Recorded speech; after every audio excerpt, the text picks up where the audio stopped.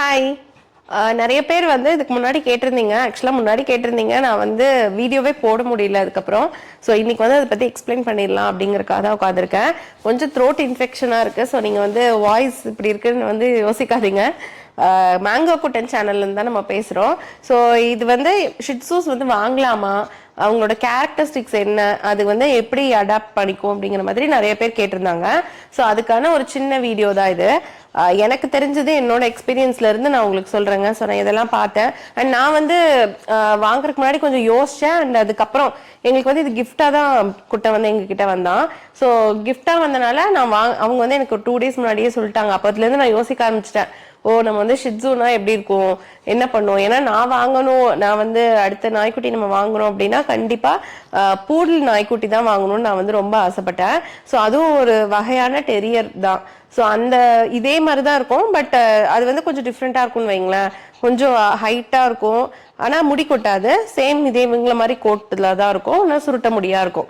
So நம்ம வந்து அந்த மாதிரி வாங்கலாம் அப்படின்னு நான் சொல்லிட்டே இருந்தேன். பட் இதுவும் டெரியர் ஃபேமிலி அப்படிங்கிறனால சரி எனக்கு வந்து ஓகே ஆயிடுச்சு. பரவாயில்ல, நான் இது எனக்கு ஓகே தான் அப்படி சொல்லிட்டு நானும் வந்துட்டு ஆசையா வாங்க போயிட்டோம். ஸோ வாங்கிட்டு வந்ததுக்கு அப்புறம் நாங்கள் என்னென்ன ஃபேஸ் பண்ணோம், அதுல வந்து என்னென்ன இருக்கு அப்படிங்கறதெல்லாம் உங்களுக்கு சொல்றேன். வாங்க வீடியோக்குள்ள போலாம்.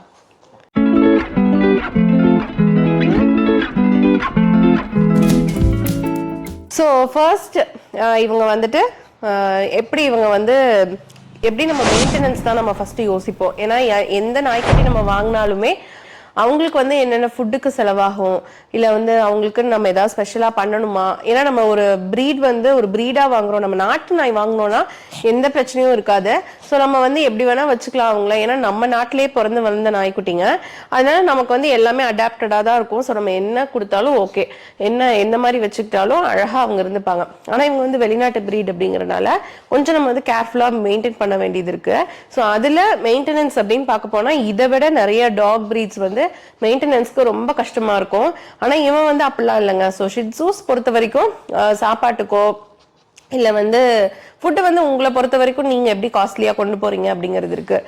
ஸோ அந்த மாதிரி ஃபுட்டு விஷயத்தில் கொஞ்சம் காஸ்ட்லியாக இருக்கா அப்படின்னு கேட்டிங்கன்னா இல்லை.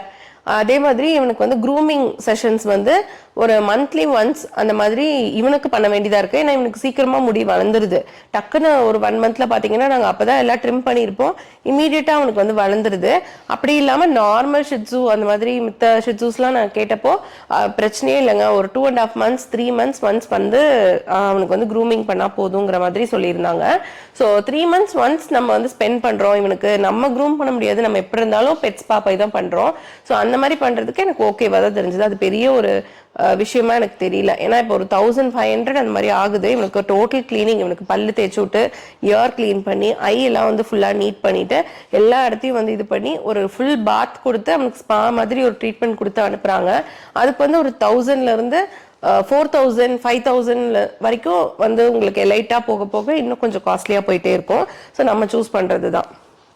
ஸோ க்ரூமிங் இதுதான் வந்து கம்மி தான், மெயின்டெனன்ஸ் ஓகேன்னு தான் நான் சொல்லுவேன்.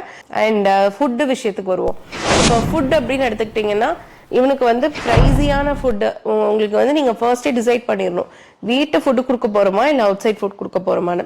டாக்டர் சஜஸ்ட் பண்ணுறது என்ன அப்படின்னு பார்த்தீங்கன்னா வீட்டு ஃபுட்டை வந்து நீங்கள் 1 yearக்கு நீங்கள் வந்து கொடுக்க வேண்டாம்னு தான் சொல்கிறாங்க. என்ன சொல்கிறாங்கன்னா வெளியில் நீங்கள் வாங்கி கொடுங்க, அந்த ப்ரோட்டீன் சோர்ஸ் வந்து வெளியில் கொடுங்க. ரீசன் வந்து நான் கேட்டப்போ அவங்க என்ன சொல்கிறாங்கன்னா ஒரு விஷயமும் வந்துட்டு அவங்களுக்கு கிடைக்கணும். இப்போ ஒரு ஃபுட்டு ஒரு டைம் எடுத்துக்கிறோம் அப்படின்னா அந்த ஃபுட்ல வந்து இவ்வளோ ஃபேட் இருக்கணும், இவ்வளோ ப்ரோட்டீன் இருக்கணும், இவ்வளோ ஃபைபர் இருக்கணும், இவ்வளோ கார்ப்ஸ் இருக்கணும் அப்படின்னு இருக்கு.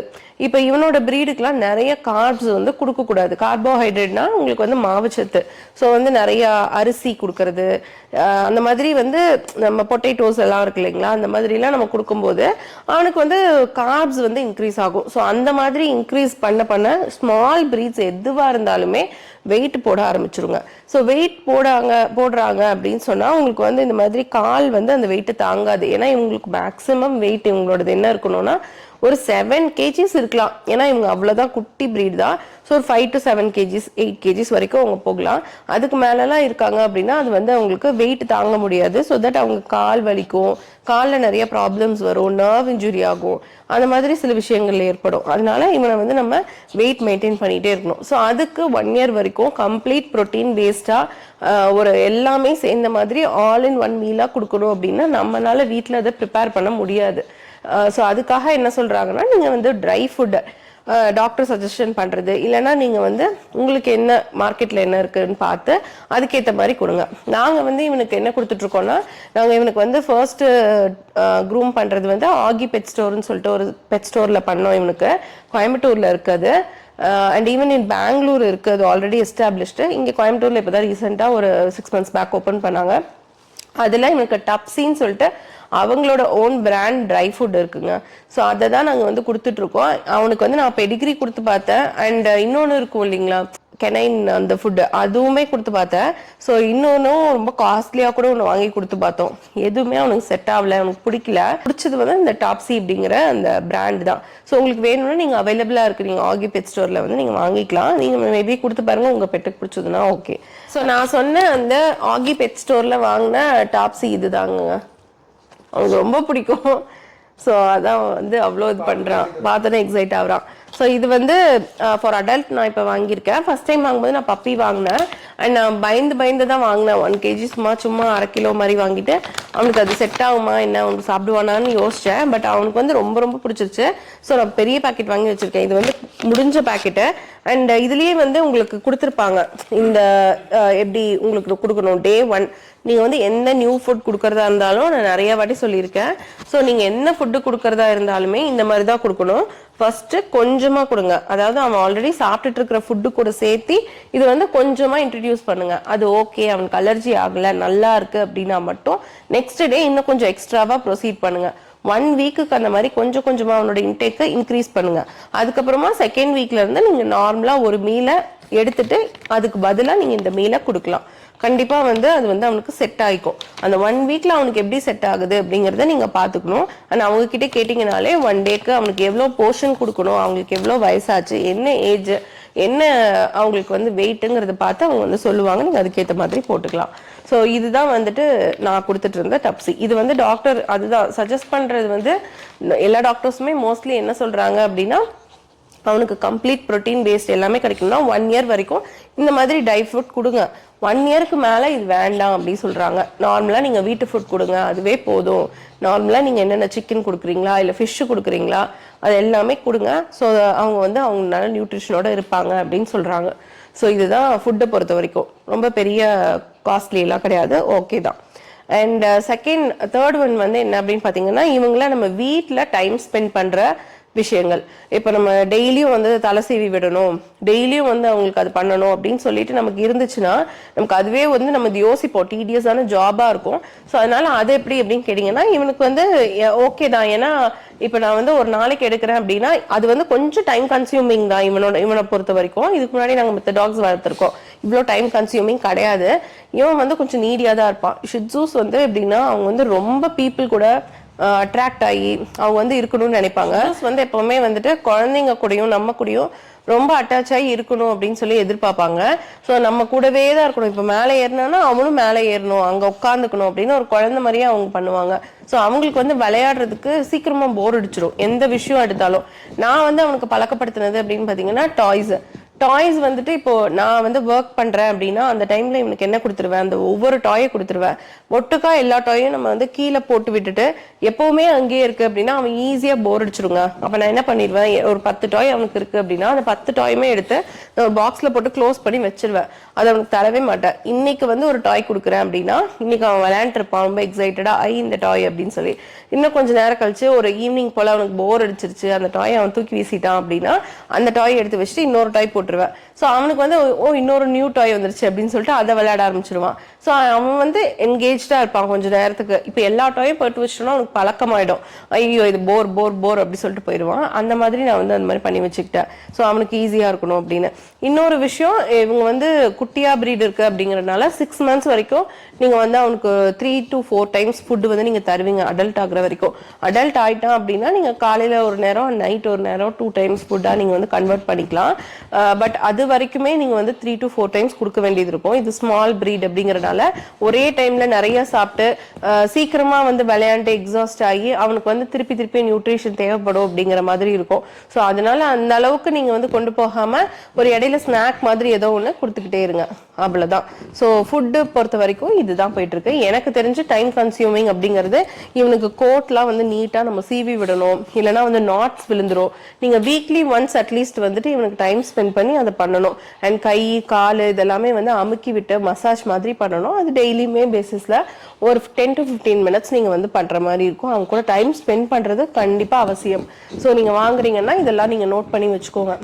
டெம்பரமெண்ட், அதுதான் ரொம்ப மெயின். நம்ம வீட்டில் குழந்தைங்க இருக்கு, நம்ம வந்து ஏதாச்சும் ஒரு கூட்டு குடும்பத்தில் இருக்கோம், அவன் வந்து எப்படி ஹியூமன் இன்ட்ராக்ஷன் இருக்கும். நீங்கள் ஒரு ஃபர்ஸ்ட் டைம் பையர் ஒரு பெட்டை வந்து ஓன் பண்ணுறீங்க அப்படின்னா கண்டிப்பாக உங்களுக்கு வந்துட்டு இதுதான் மெயின் கன்சிடரேஷனாக இருக்கும். குழந்தைங்களை கடிச்சிருவானா, நம்மளை கடிச்சிருவானா அப்படின்னு. நான் ரீசெண்டாக கேள்விப்படுற எல்லா ஷிட்ஸுக்கும் பார்த்தீங்கன்னா டெம்பரமெண்ட் இஷ்யூஸ் இருக்குங்க.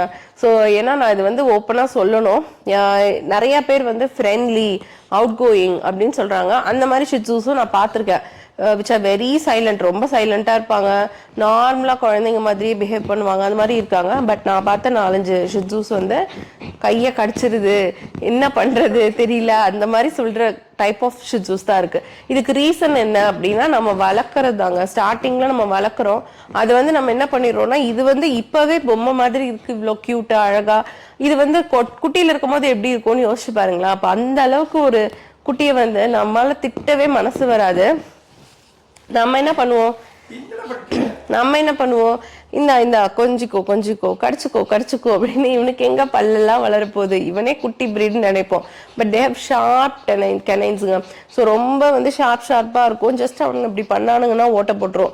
நமக்கு வந்து அப்போ சின்ன வயசுல அது தெரியாது, அவனுக்கு அவ்வளோ பெருசு வளரும், அவன் வந்து நம்மளை கடிக்க வருவானா அப்படிங்கிறதெல்லாம் தெரியாது. பட் வந்து நீங்க டாக்டர் கிட்ட போறீங்கன்னா அப்பாயின்மெண்ட் கண்டிப்பா போடும்போது அவங்க உங்களுக்கு வந்து சஜஸ்ட் பண்ணிடுவாங்க, இங்க பாருங்க குட்டி டாக் தானேன்னு விட்டுறாதீங்க, கடிச்சா வந்து அவனை கொஞ்சம் மிரட்டி வைங்க அப்படின்னு. அதை மறக்காம பண்ணிருங்க. அப்படி பண்ணிட்டீங்கன்னா ஓகேன்னு தான் நான் சொல்லுவேன்.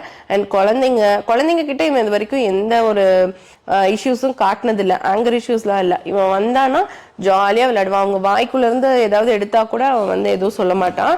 பட் இவன் கிட்ட இருந்து இப்போ நாங்கள் எடுக்கிறோம், ஏதோ ஒரு பொருளை அவன் வாயில வச்சிருக்கான், எடுக்க போறோம் அப்படின்னா அவன் வந்து கடிக்க வருவான். ஸோ எனக்கு தெரிஞ்சு 2, 3, 4-5 ஷிட்ஸு. அப்புறம் நம்ம சப்ஸ்கிரைபர்ஸே நிறைய பேர், அக்கா என் கையை கடிச்சிருச்சு, அக்கா வந்து இந்த மாதிரி பண்ணிருச்சு, என்ன பண்ணணும் அப்படின்னு கேட்குற மாதிரி டைப்ல தான் இருக்காங்க. ஸோ அதெல்லாம் நீங்க சின்ன வயசுல இருந்தே அழகா பார்த்து வளர்த்துக்கோங்க. ஸோ இது இன்னொன்று வந்து இப்போ வந்து இந்த குட்டிக்கு வந்து கூட ஒரு கம்பேனியன் கண்டிப்பா வேணும் அப்படின்னு நிறைய பேர் சொல்லி நான் பார்த்துருக்கேன். கம்பேனியன்ஷிப் இல்லை அப்படின்னா அவன் வந்து நம்மளதான் ரொம்ப இது பண்ண ஆரம்பிச்சிருவான். இங்க வா, இழுக்க கூடாது பா, அவனுக்கு வந்து சீக்கிரம் போர் அடிச்சிரும். ஸோ அவன் என்ன பண்ண ஆரம்பிச்சிருவான்னா எல்லாத்துக்கும் நம்மளை வந்து எக்ஸ்பெக்ட் பண்ண ஆரம்பிச்சிருவான். ஸோ நீ வாங்க என் கூட விளையாடுங்க, என் கூட டைம் ஸ்பெண்ட் பண்ணுங்க அப்படின்னு.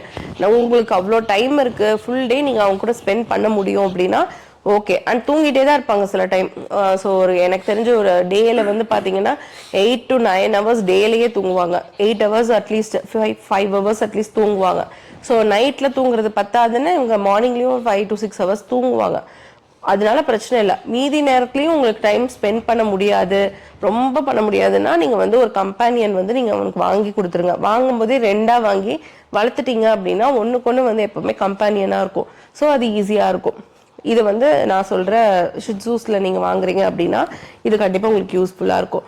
ஸோ இதுதான் எனக்கு தெரிஞ்சு நம்ம மோஸ்ட்லி பார்க்குற டைப். அண்ட் இது வந்து ரொம்ப இடம் வேணும், அவனை வந்து எப்பவுமே நம்ம ஆக்டிவா வச்சுக்கணும், வெளியே கூட்டிட்டு போகணும், அந்த மாதிரிலாம் இல்லை. நீங்க வந்து அவன் அப்பார்ட்மெண்ட் டாக் தான், சின்ன ஸ்பேஸ் இருந்தாலே போதும், அவன் வந்து அதுலயே அகாமடேட் ஆயிடுவான். நம்ம கூட ஹாப்பியா இருக்கணுங்கிறது தான் அவனோட ஒரே தாட்டா இருக்கும். நம்ம கூடவே இருக்கணும், நம்ம அடியிலேயே படுத்திருக்கணும், அந்த மாதிரி தான் அவங்க வந்து தாட்ல இருப்பாங்க. ஸோ அவங்களுக்கு வந்து ஒரு பெரிய இடம் வேணும். இப்போ ஒரு லேப் வாங்குறோம் அப்படின்னா அதுக்கு வந்து நம்ம தனியா ஒரு எக்ஸசைஸ் பண்றதுக்குன்னே ஏதாச்சும் ஒன்று பண்ணிட்டே தான் ஹெல்த்தியாக இருக்கணும். அந்த மாதிரிலாம் இவன் கிடையாது. சாப்பாடு மட்டும் ரொம்ப பிக்கியாக இருப்பாங்க அண்ட் அலர்ஜெட்டிக் டு நிறைய விஷயங்கள். ஸோ அந்த மாதிரி வந்து நீங்கள் பார்த்து ஒவ்வொரு ஷிட்ஸும் ஒவ்வொரு மாதிரி. ஸோ அதனால நீங்கள் வந்து அதுக்கு என்னென்ன அலர்ஜி இருக்குது, அது எப்படி சாப்பிடுது அப்படிங்கிறத பார்த்து அதுக்கேற்ற மாதிரி கொடுத்துக்கோங்க. இதெல்லாம் தான் வந்து எனக்கு தெரிஞ்சு நான் கேரக்டரிஸ்டிக்காக நினைக்கிறது. ஸோ உங்களுக்கு இதுக்கு மேலே வேறு ஏதாச்சும் உங்களுக்கு ஒரு டீட்டெயில் வேணும், இல்லை இதை பற்றி இப்படிக்கா தெரிஞ்சுக்கிறதுன்னு உங்களுக்கு தோணுச்சுன்னா கீழே வந்து கமெண்ட் பண்ணுங்க. இது யூஸ்ஃபுல்லாக இருந்துச்சுன்னா தம்ஸ் அப் கொடுங்க. அண்ட் உங்களுக்கு தெரிஞ்சவங்க யாராவது ஷிட்ஸு வாங்குறாங்கன்னா அனுப்பி விடுங்க. நம்ம மேங்கோ குட்டன் ரொம்ப ஹாப்பியான குட்டனுங்க. ஸோ அவன் வந்துட்டு அவன் மூலியமா நிறைய பேருக்கு இந்த மாதிரி இன்ஃபர்மேஷன்லாம் தெரியுது அப்படின்னா எங்களுக்கும் ஹாப்பியாக தான் இருக்கு. ஸோ இதுக்கு மேலே வேறு ஏதாவது வீடியோ வேணும்னாலும் கீழே கமெண்ட் பண்ணுங்க. தேங்க்ஸ் ஃபார் வாட்சிங். மேங்கோ குட்டன் கேட்டு இருந்தோம் ஸ்பெஷல் பாய். பாய் சொல்லிடுறா. என்ன பாயெல்லாம் குட்டம்மா.